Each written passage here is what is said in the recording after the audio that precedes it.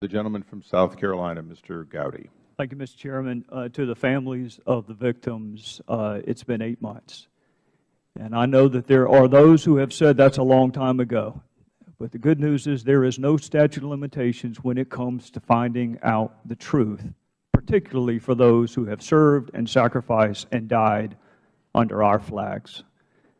So, Mr. Hicks, let's find out the truth. The President of Libya responded to the attack and labeled it an attack by Islamic extremists, possibly with terror links, correct? Yes, sir. So hours after our ambassador and 3 others are killed in Benghazi, the President of Libya says it was an attack with possible terror links, correct? Yes, sir. That's what I recall. Did the President of Libya ever mention a spontaneous protest related to a video? No, sir. When Ambassador Stevens talked to you, perhaps minutes before he died, as a dying declaration, what precisely did he say to you? He said, Greg, we're under attack. Would a highly decorated career diplomat have told you or Washington had there been a demonstration outside his facility that day? Yes, sir, he would have. Did he mention one word about a protest or a demonstration? No, sir, he did not. So fast forward, Mr. Hicks, to the Sunday talk shows and Ambassador Susan Rice. She blamed this attack on a video. In fact, she did it 5 different times. What was your reaction to that? I was stunned. My jaw dropped, and I was embarrassed. Did she talk to you before she went on the 5 Sunday talk shows? No, sir. You were the highest-ranking official in Libya at the time, correct? Yes, sir. And she did not bother to have a conversation with you before she went on national television? No, sir. So Ambassador Rice directly contradicts the evidence on the ground in Libya. She directly contradicts the President of Libya. She directly contradicts the last statement uttered by Ambassador Stevens. Mr. Hicks, who is Beth Jones? Beth Jones is the Acting Assistant Secretary for Near Eastern Affairs at the State Department. I want to read an excerpt from an email she sent, and you were copied on it. And by the way, Mr. Chairman, for our colleagues who like to trumpet bipartisanship, this would be a wonderful opportunity to demonstrate it. Some of these emails, even though they're not classified, have not been released, Mr. Chairman, including the one that I'm going to read from.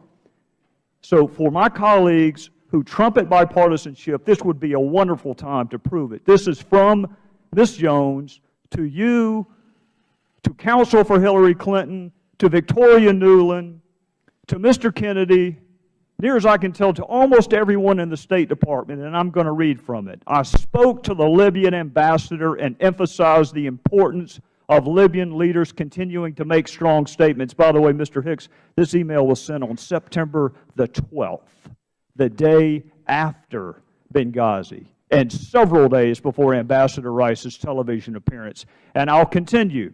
When he said his government suspected that former Gaddafi regime elements carried out the attacks, I told him that the group that conducted the attacks, Ansar al-Sharia, is affiliated with Islamic terrorists. Let me say that again, Mr. Hicks. She told him, the State Department, on September the 12th, days before our ambassador went on national television, is telling the ambassador to Libya, the group that conducted the attacks, Ansar al-Sharia, is affiliated with Islamic terrorists. Mr. Hicks, I want to know 2 things. Number one, why in the world would Susan Rice go on 5 Sunday talk shows and perpetuate a demonstrably false narrative? And secondarily, what impact did it have on the ground in Benghazi, the fact that she contradicted the President of Libya? As to the first question, I cannot provide an answer, but perhaps you should ask Ambassador Rice. I would love the opportunity to do just that. As to the second question,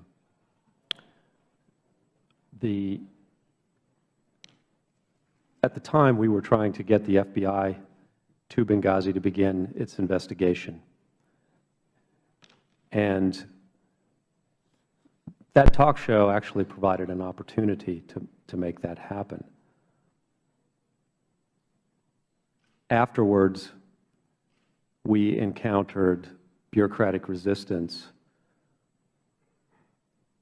for a long period from the Libyans. The Libyan government at this time is not very deep. President, Prime Minister, Deputy Prime Ministers, ministers, all capable people, some vice ministers as well. And it took us an additional my math's not very fast these days, maybe 18 days to get the FBI team to Benghazi. So the crime scene was unsecured for 18 days. Yes, sir. Witnesses were not interviewed. Would the gentleman would please finish up? We're going to try and move along. Yes, I will move on.